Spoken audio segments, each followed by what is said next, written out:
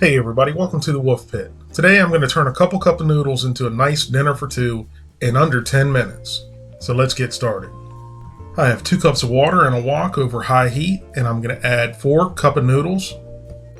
The flavor of the noodles really doesn't matter, and I really don't know why I'm tapping my noodles down. And I also realize there's not enough water in the pan for the noodles. However, when I add the frozen shrimp, there'll be enough water displaced from those to make up for the difference. So we're adding 12 ounces of frozen shrimp. Add 1 cup of your favorite mixed vegetables. Bring this to a boil and let it cook for 5 minutes. After 5 minutes, your shrimp, noodles, and vegetables are all done. And if you like, you can add some sesame oil or soy sauce to this.